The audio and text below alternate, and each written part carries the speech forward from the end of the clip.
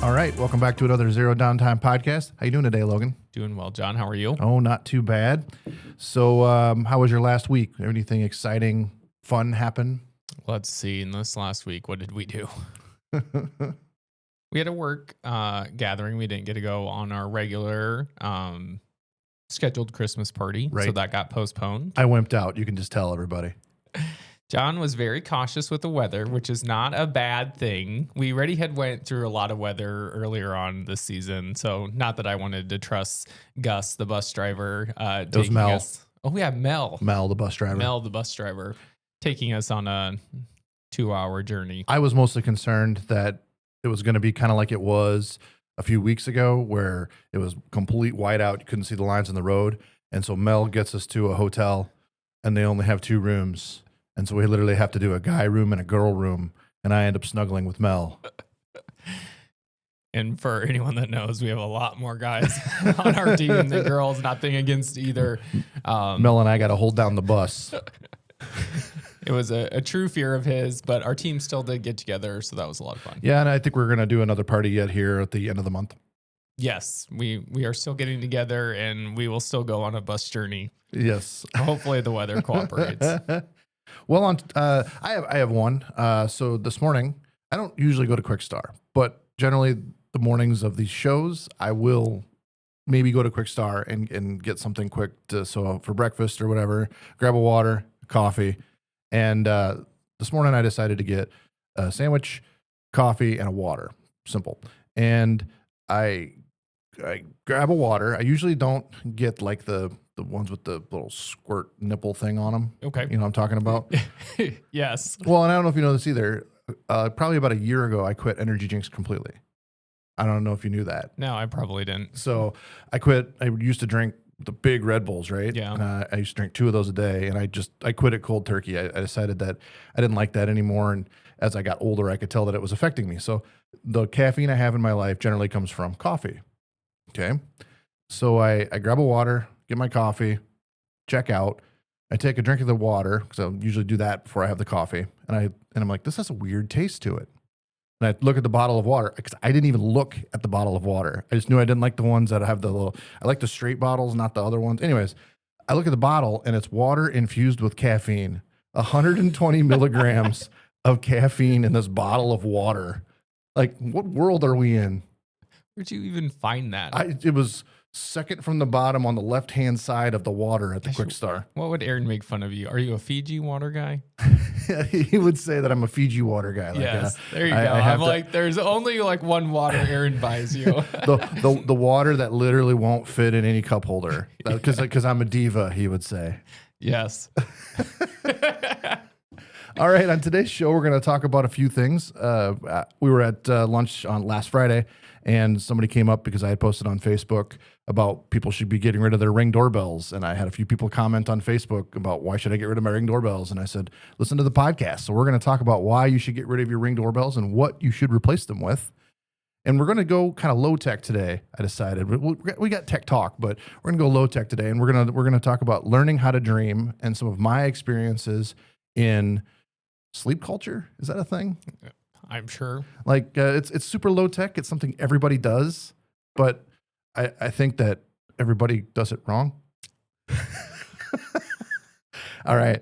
We're going to talk about the nuances that the actors are saying. What's different about filming for the movie theater versus filming for Netflix. There is a distinct difference, and there's a reason why. I want to talk about that. And we're going to talk about the end of ChatGPT. Yes, the clickbait title. Yeah, that is a very clickbait title. But first, the meme of the day. It's got a lady on the top, and it's black and white, and says, people in the 60s. It says, I better not say that or the government will wiretap my house. People today. Hey, wiretap, do you have a recipe for pancakes? So I'm changing up how I added an HDMI connector to my iPad, and so now changing slides is different than it was before, and so it's a little bit more confusing. Is it a slide or just a click now? It's a click, but I can see my previous and my next slide, and so when I'm going through, I just clicked my previous slide instead of my next slide, so then I had to slide around. Anyways, get rid of your Ring doorbell. So about 3 months ago, this company called Flock connected with Ring doorbell. Have you ever heard of Flock? I had not. Okay. So Flock is a company that sells all sorts of different types of, for lack of a better term, spying equipment. So they sell cameras that hang on street lights, cameras that hang on stoplights, and what their job is they collect license plates, they collect information about the vehicles driving around. So and they employ AI for searching. So you could type in white Ford pickup and it would on 11th Street, and it would pull up all the white Ford pickups that drove through. It would then be able to give you the license plate number. Now, the thing about Flock is they work directly with local, state, and federal law enforcement. So I'm assuming that the government pays Flock some sort of fee, and they get access to all of this data. Of course, I think that's a terrible, awful, bad thing, right? That all of your data. I understand that when you leave your house, you're subject to the public rule, and the public rule is cameras everywhere. I understand that. I think it's terrible, but it is what it is. So what happened is about 3 months ago, Ring made an agreement with Flock to allow Flock to have access to Ring camera data. Ring claims that all the data that goes to Flock is said, you have to approve it. You, as the Ring doorbell user, have to approve the information that goes to Flock or to law enforcement. Where this gets a little hairy is the law enforcement have access to judges in the court system and can subpoena the data at any time. So any of the data that's in the cloud, Flock and Ring are forced to give that over to the government, the police, with a subpoena, and you don't even know. So this whole idea that you have to click a button to approve the video that's at your house is just wrong. I mean, for this like opt-in thing, do you think most people know what they're opting into? I think that the idea with the opt-in is you'll get a push notification to your phone. I don't have a Ring doorbell. I would never buy one. I wouldn't have bought one before this. But I think the idea is you get a push notification or an email or something, and it says, hey, the law enforcement think there was an incident on your street that your doorbell may have seen. They'd like access to between these times to be able to see the street and see what's going on. And you have to say yes. Okay. That's the opt-in. It's not like a automatic everything's opted in. That's what I was wondering. It's per event. Okay. If the law enforcement doesn't want to get a subpoena, in which case there is no asking. It's the law enforcement telling Flock and telling Ring, give us this data. And at that point, do you still get notified that it was given? No, absolutely not. You wouldn't know that your Ring doorbell was accessed at all. Okay. So, we've had it even on Hanson's, on our clothing store, where there was some graffiti or something painted, and the police came to us and said, hey, can we have your video footage to see if we can see who spray painted? And we happen to own the building just down the way that got spray painted. So of course we're going to turn over the data, right? You should clarify, it's not from a Ring doorbell. No, it was from a camera system that we actually put up. But and that we store locally the footage, so it's not cloud based. And of course we turned it over, and I don't know if they caught the person or not. But what I would suggest is they don't have to ask you to take the data. Okay. If there's a subpoena. Now, this isn't something that's new. So the government paying a private company for your data without asking you is not a new thing. Data brokers have been around forever. And with the advent of a cell phone, they collect all sorts of data, and especially smartphones. So carriers, which usually are phone companies, are held to a different standard. So when I used to work for the phone company, if the police came and said, I need a record, I need information about this phone call, where was this phone call placed at? They would have to get a subpoena to get that data 100% of the time, every time. What's different is the apps on your phone that are tracking you. So some app, as simple as a weather app, is collecting data, your location data. Obviously, a weather app's got to know where you are. And those apps sell their data to data brokers, and those data brokers then sell that data to law enforcement without you knowing. So they're essentially using your tax dollars to spy on you. Most of them, obviously, you would have opted in at one point. You probably just didn't realize You opted in for your location being shared. shared. Correct. Yeah. Yeah, and everything that comes along with that. Yeah. I feel like the only thing that really for apps that keep notifying you is a lot of times like the access to photos. Mm-hmm. Like it'll remind you like Facebook has had access to your photos for the last how many days? Right. Like And to me, photo access has been the most that I see for getting reminded that you have that open. And then, so what I found, being a developer and working on the Spencer, Iowa app, we do location tracking. It's anonymous location tracking. I don't know who owns the particular token or anything like that. But the way it works is we don't do like a super real time. You have to do like a significant move in order for the dot to change on the map. What I've noticed is the apps that don't require the significant move, they get notified more often about, hey, this app is using your location. Okay. So not so much Google Maps, but other apps that are maybe not so obvious in tracking your location, but are doing like a super close location tracking to you. It's asking more often saying, this particular app has accessed your location X number of times in the past 3 days. Would you want to still allow it? Yeah. Same as the pictures. Yeah. So I had one quick question before, I don't know if you're ready to move on from Ring or not. When that data is stored in the cloud, is it yours or is it Ring's? It's Rings. Okay. 100% Rings. Like they'll say it's yours. They'll say you can download it. Any of that stuff, but it's not yours. It's theirs. They can do what they want with it. I guarantee you it's somewhere in the terms of service that they own this data. Yeah. I was just curious if you'd ever seen it or not. I mean, I assumed that it was what you were going to say, but I didn't know for sure. And I would just remind you of this: any app that's free, and now in this day and age, any app that costs money, the product is you. You are the product. It's not the end piece that I got the weather. No, they don't care. There was one famous director, I don't remember the guy's name, who made TV shows, and he called the TV show, so the part of the show that you enjoy, the crap between the commercials. Because the whole point is to get stuff in front of you so you buy more and whatever. Yeah. And this is the same for apps on your phone. I give you the weather, but guess what I get in return? I get your location. I know when you're going to go on vacation because you're looking up the weather in another place. Yeah.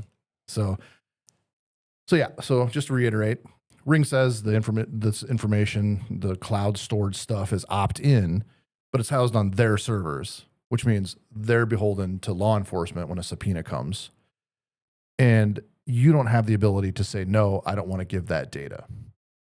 But I don't want to be all doom and gloom here.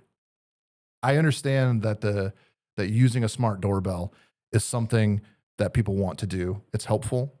Being able to talk to you're not home, the package delivery guy or whatever rings the bell and says, hey, where should I put this package? And you can talk back to them and whatever. So I come bearing solutions. There's a company called Reolink. They make a smart doorbell. Same types of doorbells. So Ring has probably 3 or 4 different kinds of doorbells. They have a battery powered one, a Wi-Fi battery powered one, one that uses, I think, your current wiring, one that uses Ethernet PoE. They have the same solutions. The difference is Ring doorbells NVR, so the recording station, is in the cloud. Reolink's NVR is at your house. So, and you're not even required to have it. So you could have an SD card in the Reolink. So when they push the button, you can talk to them. And that does go through Reolink's cloud service. It doesn't have to, though. It can also run through your own. So that's an option. So Reolink has a cloud service, but no NVR service. But you can also run it through your home cloud. And but Reolink allows you to put an SD card in so you can have those recordings for later when somebody pushes the doorbell. So you can go back in time if you want to. It won't do live all the time recording like the Ring does unless you have an NVR in the house. But the NVR is like $300. And if the idea is that I just want to talk to the person on the other end who needs the recordings, like what's the point of the recording short of a break-in or something, right? Reolink works with a software called Home Assistant, which we'll talk about in another episode because Home Assistant is something we kind of talked about it in the previous episode where I told you that I wanted to make a smart room and I couldn't remember the name of the software. Yes. Yeah, that was Home Assistant. So Yeah. So I think Reolink is a really good option everywhere out there that I found. And the thing is, it's about $7 cheaper than a Ring doorbell. Okay. And I think Ring also forces you to pay a monthly service fee. With Reolink, if you configure it correctly, if you've got a local smart IT company that can come and help you install one of these doorbells, you could do it essentially for no monthly fee, which I love. I know you have a different camera system. Have you ever used Reolink at home? I've never used Reolink. I just started doing this research the other day, but Okay. everyone tells me from everything that I've read, Reolink is the bomb, is the best that you could buy that compares to Ring. Okay. All right. So one of the cool things about doing this podcast is we get to see based on our shorts and our reels. So we take the episode, we chop it up into pieces. In fact, if you're probably watching this, you're probably watching it on a short. You're going to find us from a short way before you find us from the full episode. And so we get to see what people are interested in that we're talking about. And one of the things that I thought was interesting was last episode, I had just off the cuff said to you, you don't dream about cell phones, do you?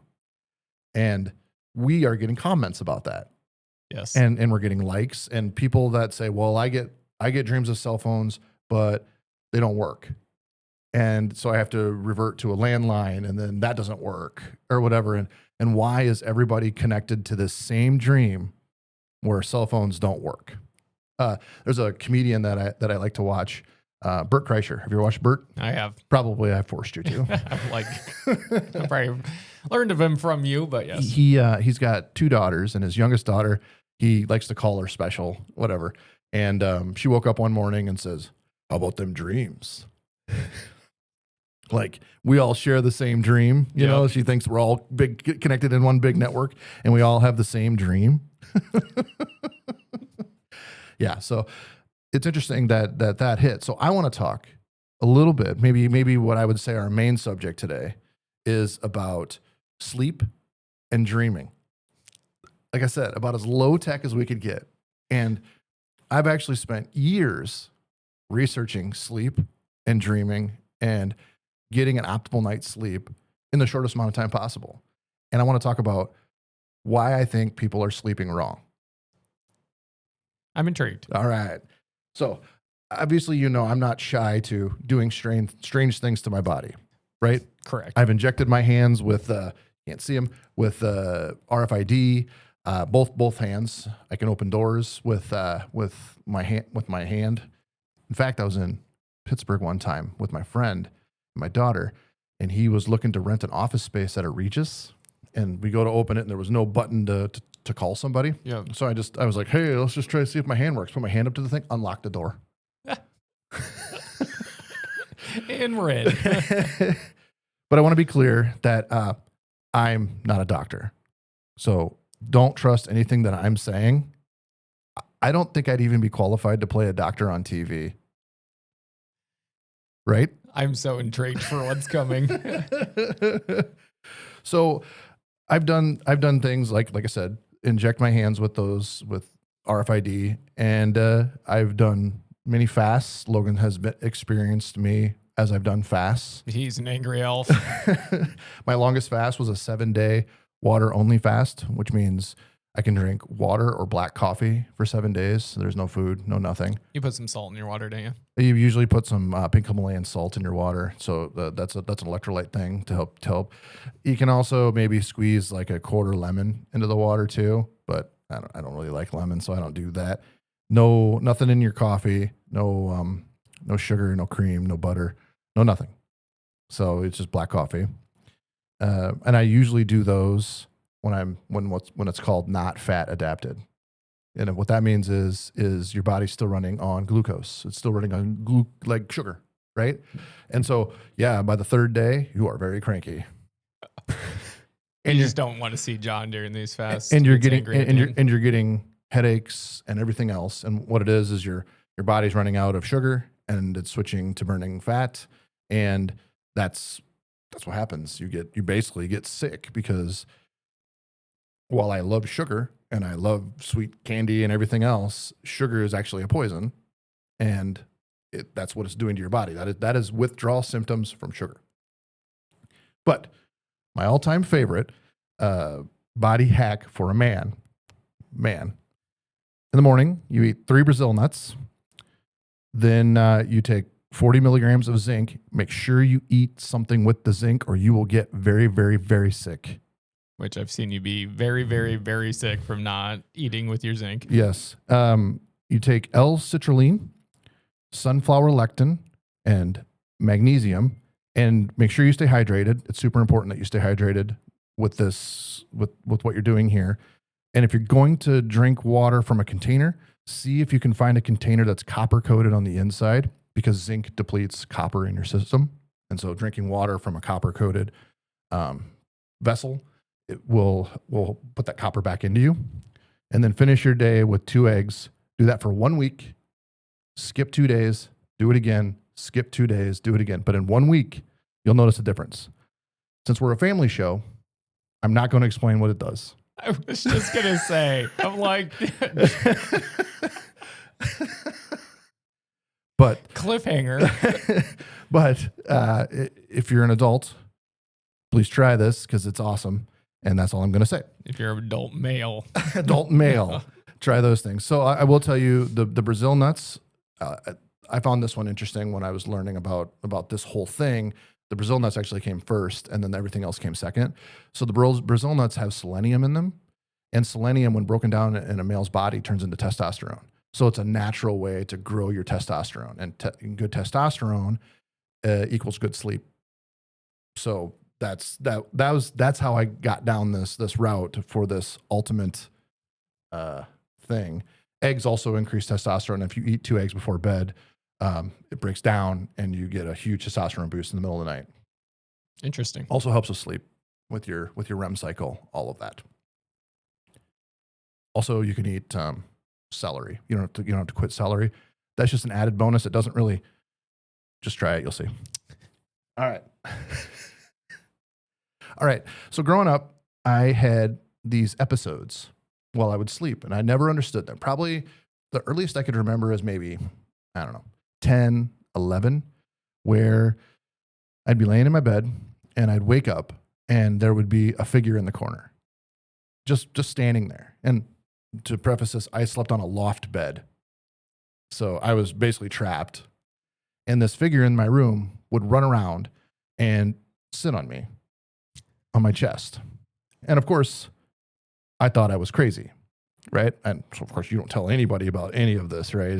You are a crazy person if you see people at night in your room. It wasn't until I had a pastor that he would talk about when he was on drugs. He would see creatures on his wall when he was sleeping and he couldn't move. And I thought, well, that's interesting. I definitely don't take drugs. And I'm seeing the same things that he's seeing. And he was convinced that it was like a demon possession. And so I didn't think much about it anymore after that until I got older, and it started to happen again. And I just did a little bit of research, and I found out in Islamic cultures it's called a jinn, Jinn, and every culture has a name for it, and it's called not night terrors, but what is it? Sleep. Now I'm going to sound stupid. Well, we'll get to it. I got it written down. Anyways, but let's reverse what we're talking about here, and we'll get back to my night problems. Okay. Let's talk about how people sleep now versus how they sleep pre-industrial revolution. Now, you have probably a lot of people on your Facebook, and a lot of people complain about they're tired all the time. They didn't sleep well last night, right? Yeah, I mean, it's a common thing people talk about. I got up in the middle of the night and I can't fall back asleep, all of that. So pre-industrial revolution, there was a period of time during the night. So people would go to bed with the sun, get up with the sun, and they would wake in the middle of the night for 1 to 2 hours. It was common. Everyone did it. During that time, it was evolutionary back in the caveman days. So what that meant is it was, in order to survive, you had to wake in the middle of the night. Okay. You had to say, is the fire out? Can I see any predators or hear any predators that are nearby? Are there any children crying, right? Yeah. Basic life skills that needed to happen. It forced these people to wake in the middle of the night automatically and then go back to sleep until the sun came up, and then they do their work for the next day. Now, after the caveman era happened, we built houses, we were safe, but people still continued to wake because as the people who didn't wake at night got eaten by lions, the people who did wake survived. And so that's a trait that survived in human beings and continually was bred into human beings over and over and over and over again. So it became part of our evolutionary destiny, right? Is to wake in the middle of the night. So after we were safer, people use that time for different things. They use the time to pray or meditate, reflect, talk quietly, and of course, adult things. The time was actually considered like a mentally clearing, spiritually significant, creatively rich time. It didn't spike cortisol levels. Cortisol is the stress hormone. So when you're stressed out, cortisol in your system through the roof. The wake up was a part of the sleeping process. Post-industrial revolution. So this is, I don't know, 1920s, 30s. I don't know about that. But artificial light was a thing. So you could go flick a switch. No longer was a candle a thing you could use. And so the artificial light that would light the entire room bright as day, like the studio here, it was bright in here. Shift work. So you were forced to be up at 8 and you get back home or leave work at 5. So you're forced to work between these hours. Clocks became a thing. You weren't just working off the sun anymore. You were working off time. During that time, sleep had to become less important and compressed down, and it had to fit into schedules. Now you wake up, post-industrial revolution, and I'm sure you do too. You wake up at 2, 3 a.m., wide awake, and you think, oh my gosh, I'm not going to be able to function tomorrow. Right? Yeah. And then you think, I'm broken. Like, and so what does that do when you do that? I'm sick, whatever. It spikes your cortisol. Cortisol is the stress hormone, as we talked about before. And this is what creates insomnia. This is what makes it so people can't sleep at night, is the fear that they're not going to get enough sleep.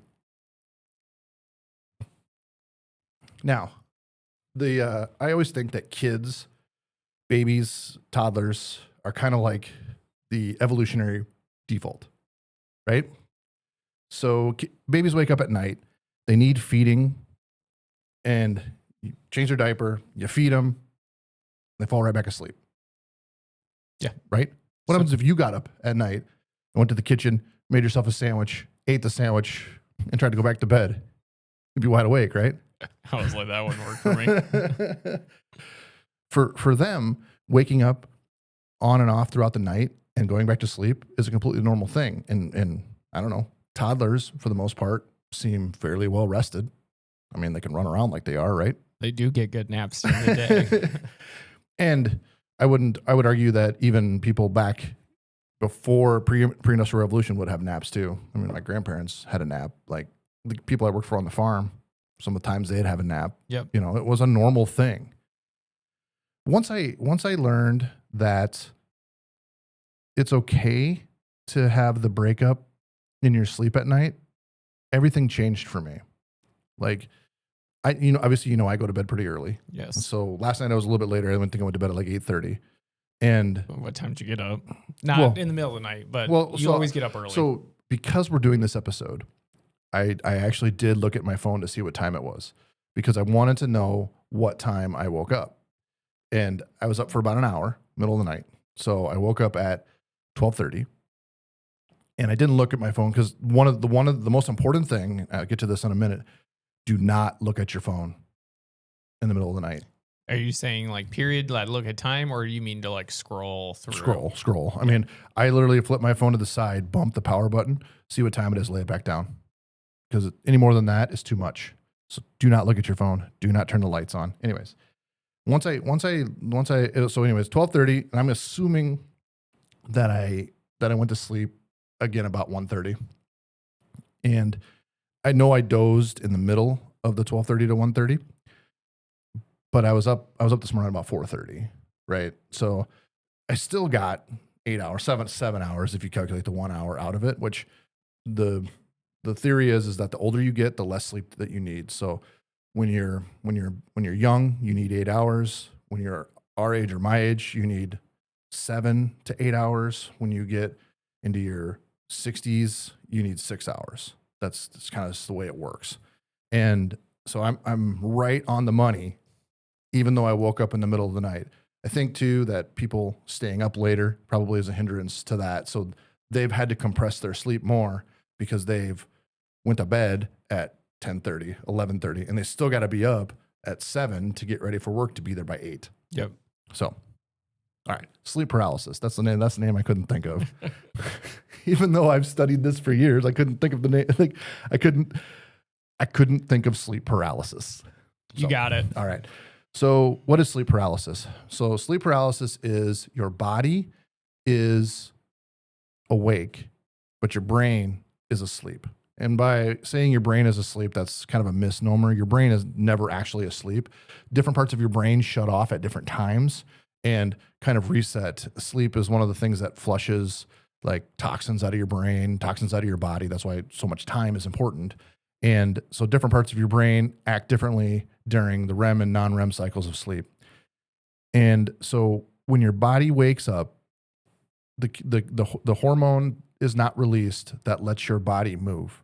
So evolutionarily, if when you dreamed, your muscles still had the ability to move, you'd probably get into a lot of trouble, right? Yes. So more people would sleepwalk off cliffs or into fires or whatever. So evolutionary, your body releases a chemical that basically seizes your muscles.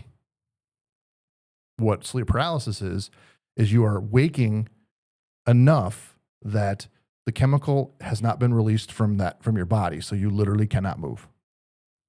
Okay. Your body, your brain doesn't, even though it's the one that releases the chemical, is stupid and it doesn't know what to do. So if the brain doesn't know what to do, it immediately creates a fear center. So it imagines the jinn. It imagines the danger. So you do something. You force yourself to wake up. One of the ways I recommend is trying to wiggle a toe, just your breathing, because toe is such a small thing to think of in your sleep. If you wiggle it, you'll wake up, and then all of a sudden you're released and you can move again, and the jinn is gone, and it was just a dream. Okay, so we talked about a second ago that the jinn has many names across the world. So obviously, jinn is an Islamic thing. The night hag, Alp, that's German. Am, which is Thai. Pisanaka, I don't know how to say that. And then El Muerto Subido, the dead one on top. Let's see. And so let's decode the jinn a little bit. I kind of did this already about the chemical not waking you up. The thing, most important thing to know is when you're having sleep paralysis is you're 100% safe. It's your brain making things up. But I couldn't just be satisfied enough trying to wake myself up. So this has happened to me for so many years that I decided, what happens if I don't wake myself up? If I let this jinn torment me for however long it's going to torment me, what happens? Well, enter lucid dreaming. Have you ever had a lucid dream? I don't think so. I mean, I was reading kind of through your notes and I was trying to think if I had, and if I have, I don't remember it. Okay. So what happens is it's a dream that you can control. Now, you don't have to have sleep paralysis to have a lucid dream. It's just learning how to control your dreams. And what I've learned over the years is during sleep paralysis, if you let the jinn torment you for however long, probably like 4 seconds, however long a dream actually lasts, it feels like forever, but it's actually probably like 4 seconds, you actually end up in a different dream. And that dream usually is very happy. And what that is your body switching cycles. Okay. So now you're in REM and you're having this amazing dream. Maybe you're hanging out with friends, having a good conversation, but you are in control. While you're asleep, you can control the dream 100%. And if you wanted to fly to Boston You literally can pick yourself up and fly. No airplane, nothing else. You're just going. You're just flying. Like it's super cool. And I hope everyone gets to experience one. And I would say the most important thing is nothing's wrong with you. It's just things happened out of order. Your body woke up, but your brain didn't. And so weird things happen. So what causes sleep paralysis? Right?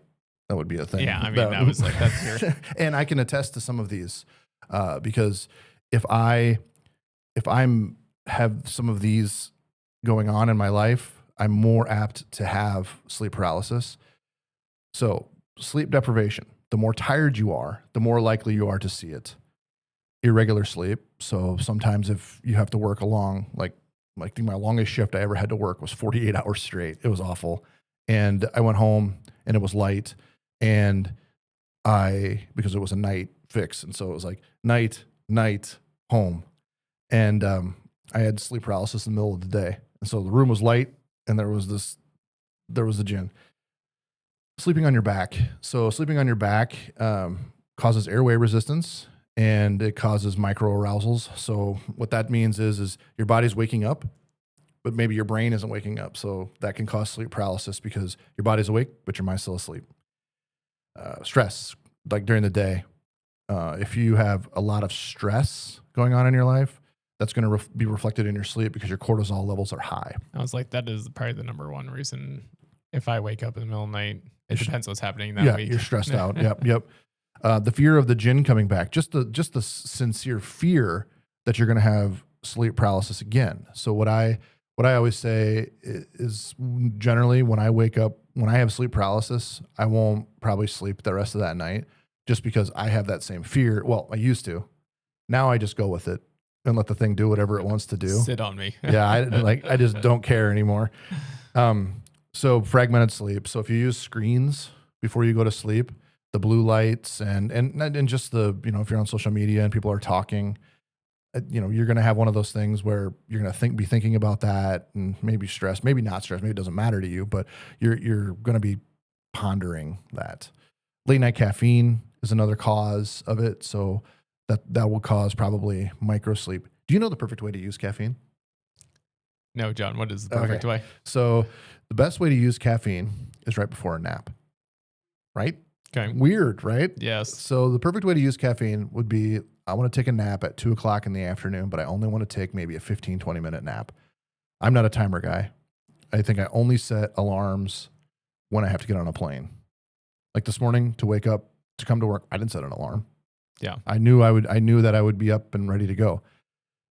So the perfect way to use caffeine is to take and drink a cup of coffee, lay down, and you will sleep for 15 to 20 minutes and you will wake up more awake, way more awake than you ever were prior to the cup of coffee because you've had the time for the caffeine to set in. I was going to say, is that the amount of time that for the caffeine? Yep.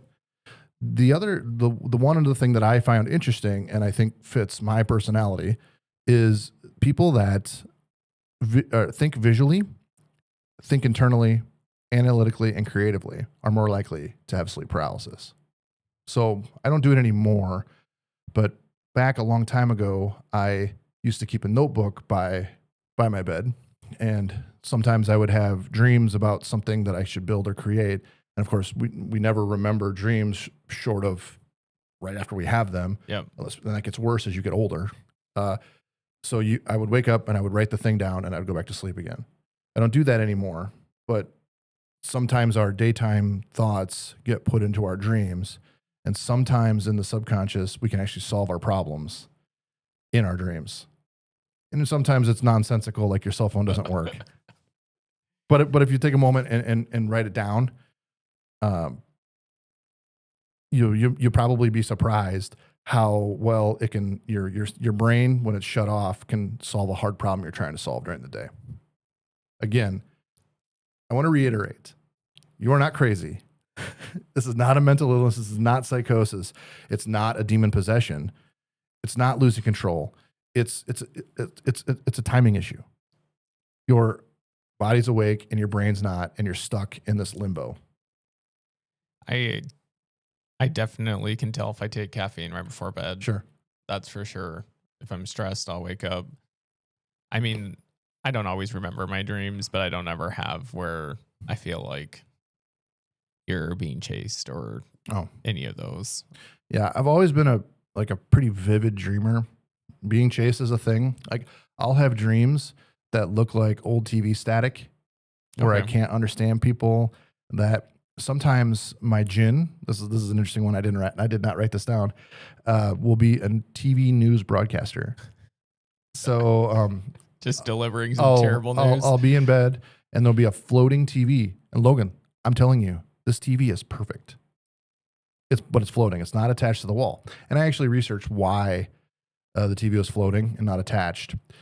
Because when you're in sleep paralysis, your brain is building your bedroom. It's building all of the things so it looks the same, and adding a TV mounted to a wall that you could look away from takes more processing power in your brain than having it float and always be in your eyes. There you go. Yeah.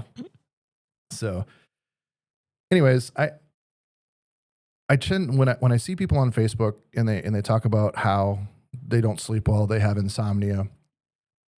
I think I don't know if it's comforting or just me being a jerk, but I always try to tell them waking up in the middle of the night is a normal thing and you shouldn't be afraid of it. You should take that time to think about something not stressful. Think about your family, think about life, think about something. And I know after I said all that, that's going to say bad, and bore yourself back to sleep. Yeah, that doesn't, but yes, it's like trying to get your mind to think on something that's, I shouldn't say not important, but something that is secure in your life. Yeah, something that's happy and secure and something you can look forward to. And it's not a stressful event. It's not work. It's not anything like that. It's something that you can be happy about. And that's something that you can reflect on that's good in your life. And you will fall back asleep. And I always find second sleep is way better than first sleep. Would you like to know what my clutch is? What's yours? Do you think you can guess if I turned on a movie Oh, and I can fall back asleep Home immediately? Alone. Home Alone. Yeah, I can't even. I can always fall back asleep. You turn that thing on and I'm out. All right. So let's move on from sleep. I enjoy talking about sleep. So if you catch me on the street and you have a question about sleep, hit me up. All right. Filming for Netflix. So recently, Matt Damon and Ben Affleck did a conversation with Joe Rogan about how it's different filming for Netflix versus filming for the movie theater. And what they said really struck me. So in the old days, the third act, the final act of the movie, was like the most expensive, the most exciting. Like we've been building in the first two acts to get to this third act, right? And so it is literally the crescendo. The plot never had to be explained because the plot was being built the whole time, right? Yep. Enter Netflix. Movies at home, right? Great thing. Netflix requires that they grab the attention of the audience in the first act. It is like anything today though. If you're not going anywhere, you just said you're sitting at home. Mm-hmm. So if they turn on this movie and the first how many minutes suck, Yeah. they're moving on. Right. It's just like you go on a website, you scroll you get about 5 seconds, you're moving on. Right. It's everything. Right. So I'm not surprised. And here's one. The plot is required to be explained multiple times throughout the movie. So not only are you building the plot, you are repeating the plot over and over and over again. But why? I'm sure you know why, because I'm sure you read the notes. But it's because people have one hand, an ear, an eyeball on their phone, and another one on the TV. When we go to the movie theater, you would get asked to leave if you're using your phone, right? But at home, that's not so much the case. The directors, the actors, all the people have to do it differently for Netflix versus the theater, which was interesting. We haven't seen a movie go from Netflix to the theater yet, but it'd be interesting to see how well one of those movies that have been filmed like that, where it actually has your full attention the entire time, how it would be received. Yes, because it's always the other way around. It's always the other way around in the theater. because it has 100% of your attention. I was just gonna say, like, you're paying to go watch this one movie. Right. Where on And- Netflix, you are paying a subscription, Right. but who cares if you don't like that one movie because you're just going to jump to the next one. Right. And you could be missing a great movie. Yes. Yeah. And I want to say too, I'm a huge Matt Damon and Ben Affleck fan, not their politics, but their movies. And they did Good Will Hunting. I'm sure you've seen that one. Yes. Have you seen Dogma? I don't think I've seen Dogma. So Dogma was a Kevin Smith movie. Okay. So kind of underground at the time, but they were demons and they killed people. It was a good movie. And they have a new movie on Netflix called The Rip. I'm looking forward to watching it. I think it's out now. I'm not sure. I didn't look that close, but I had saw when it was coming out, and now I don't remember. okay. Well, I'm hoping that it's a good movie. And usually Ben Affleck and Matt Damon make good movies, and they wouldn't sign on for a bad one, I don't think. Now, so what? Obviously, this was just coming out. You said on Netflix. Yeah. Are they mad they had to do it a certain way? No, it's just different. Okay. It's just how it's a different way for them to think as actors. Have you seen the movie Eternal Sunshine of the Spotless Mind? No. Okay. So that's got Jim Carrey and some chick, I don't remember her name. Okay. But they told each of them separately how to act. So they told the girl the movie's a comedy, and they told Jim Carrey the movie's a drama. And they didn't tell each other that they told each other this. Okay. So the girl acted like it was a comedy, and Jim Carrey acted like it was a drama. And it made a good movie, right? If you haven't seen the movie, it is a good movie. Watch it. But so what I'm getting at here is the Ben Affleck and Matt Damon as actors, part of what they're good at is acting for the situation. Okay. And so they're professional. They're good at what they do. So if the director says, we have to do this particular thing, we have to explain the plot so many times, they're going to be good at doing that in an entertaining way because they're good actors. All right. Let's get to the clickbait title. This is the clickbait title. The end of ChatGPT. So ChatGPT is going to start ads on their free tier relevant to what you're talking to ChatGPT about. Weird. I've just been waiting for this. So if you're talking about blenders, OpenAI is going to advertise you blenders, even if it's a blender that they don't think is the best blender. So if ChatGPT comes back and says the GE blender is better because it has so many revolutions before it needs repair, they might offer you the Amazon one. Because someone's paying for that Because one to be Amazon shown. is paying for it to be shown, and it's going to show up in line. Yes. I actually have a picture for this. So Okay. it looks for ChatGPT, it looks authoritative, right? And when we're using AI, when I use Google, and I'm not on my computer with ad block on it, I assume the first page is almost all garbage, sponsored ads, right? I mean, a lot of it is. You got to get down into the organic. You got to go pretty far to get down to the actual real results you're looking for to get past all the ads.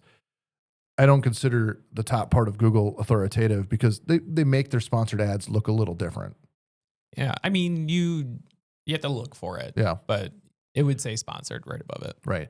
But if ChatGPT, OpenAI flips the switch and makes it look all of a sudden that this result is authoritative, odds are you're going to click on it. Yes. And odds are if you're shopping for that thing, you're going to buy it. Yeah. I mean, it's just how Google ads work. Yep. It's presented immediately. People click on it. That is kind of what they're looking for. They purchase it. So OpenAI says that the $8 plan, which I didn't even know they had, an $8 plan will not be affected by the ads. Now, Yet. we've seen how this happened on Netflix's $3 plan where you still have to watch ads. So It'll be interesting. I don't know how they can, exactly what you're saying is you go on wanting that you're getting the best results. Yeah. And it's just going to be who's paying. who's ever paying the most. So ads, in my opinion, are a scourge. They're a means to an end, and I hope that any good ad blocker out there will be able to block them in ChatGPT as well. But Sam Altman, who is the founder, CEO, whatever, of OpenAI, the company that made ChatGPT back in 2024, said ads would be a last resort, and ads plus AI are sort of uniquely unsettling to me. Those are the two things he said in 2024. Here we are in 2026. He waited one whole year. OpenAI has $1.4 trillion in spending commitments in the coming years. That's a lot of cash. That's a lot. In my opinion, and I've said this before, AI, all of it, is in a bubble. We are in a bubble of AI.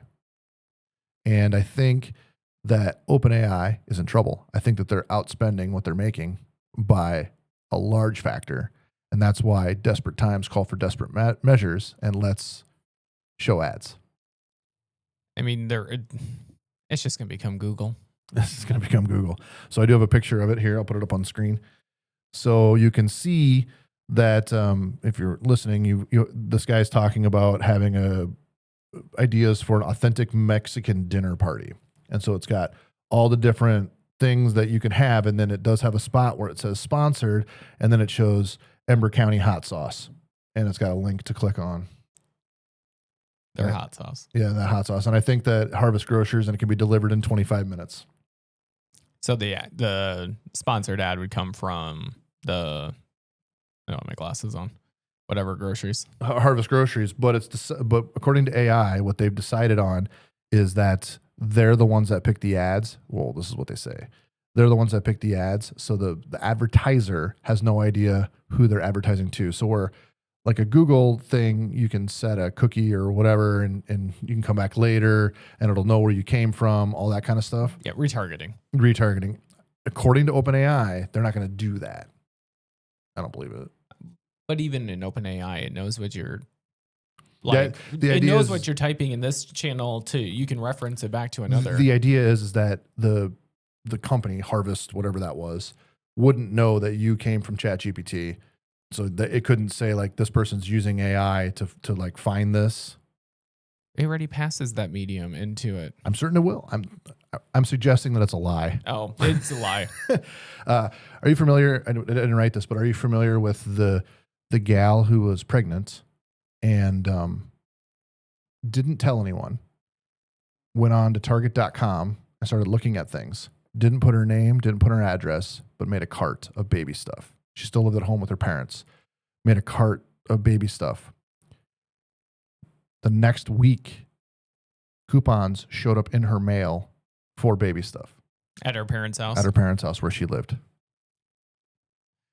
I mean, I'm not surprised. Yeah, but it happened, and you know, it's dangerous. You know, luckily she was at home with her parents, but if she was with somebody that didn't want a baby very badly and she was shopping for baby stuff, I mean, it could cause a lot of problems. Yeah. So I hate ads. Ads break the internet. And I just hate them so much. And I know that you're in marketing, and ads, I was like, and ads are a big part of the amount of people that pay for ads. It's yeah, crazy. But and if they didn't work, they wouldn't have them. Exactly. So they obviously work. Just because I hate them doesn't mean anything. If you're finding exactly what you're looking for me, like for the shopping side of like paid ads, it's very useful and helpful. Generally speaking, if I see it in an ad, I won't buy it. That is your type.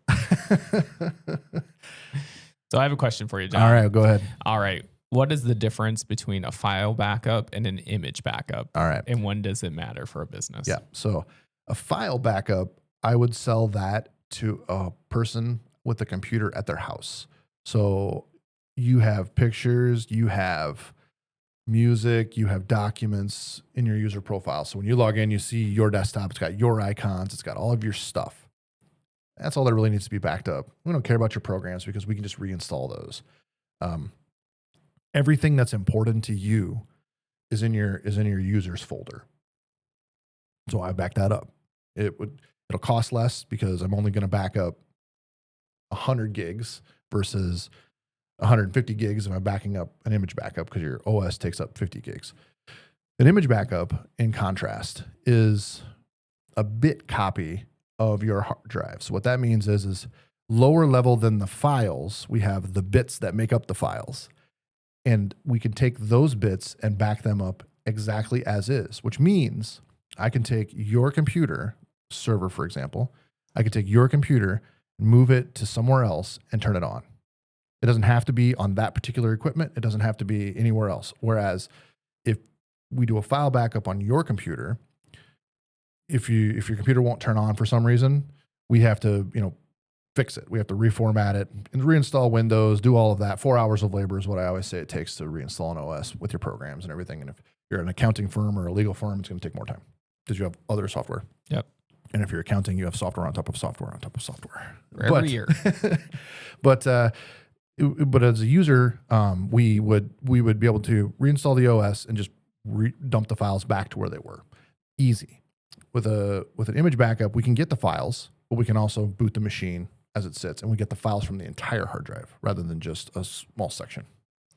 And do people realize when they're buying backup one or the other that they're getting? Do you think most people think they're getting a full image backup or just getting their files? Good question. Since I'm not a salesman, I don't really know. I would assume, so I know what I know. So I know that if I'm going to go buy carbonite, it's one of the popular ones online, I know that I would be getting a file backup and I would be getting my users folder backed up. I use pCloud. It's another one that you pay once and then you get the storage forever. Okay. So who knows how long they'll be in business. But that's a file only backup because I pick where I want it to back up, and I don't pick a drive. I pick just the directories of the files that I want backed up. Okay. So I would think that if you're installing it yourself, you would probably know. If you're having somebody like A&P install it, we'd probably have to explain like, hey, if your computer died, it's going to take 4 hours of labor. And let's be honest, if it's an image backup, you get your server back online, it's going to take 4 hours. Yeah. So but the difference is you're not going to lose a thing. You'll have an exact snapshot of your whole entire computer from the moment that the backup finished. Yep.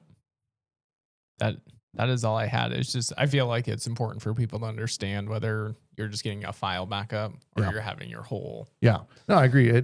Whole system backed up. Yep, 100%. And I would say if you ever have questions and say you buy something like carbonite or whatever, I don't care, doesn't matter. But contact A&P, contact us, and say, hey, what is actually getting backed up on my machine, so we can take a look together. And if you want something different, we have other tools, other utilities that we can sell you to do whole machine backups. So if you're running a business and your business is on your desktop and you think that if you lost that computer, it would be detrimental, so you use something like Carbonite or pCloud or something like that, you're not getting a full image backup and you maybe don't know it. Yeah. You think, oh, I'm protected. I have Carbonite. I have this software. So I would say, reach out to A&P and we can let you know like, hey, you're using the right stuff, or, maybe we could do something better. You bet. All right. Well, I want to tell everybody, make sure you like, subscribe. This is the grovel section. Perfect. Yeah. Make sure you like and subscribe and leave a comment. Leave a comment. Tell me I'm an idiot. Those are his favorite. Tell me you don't want to hear about sleep ever again. All right. Well, have a good day, Logan. You too. Thanks for joining us.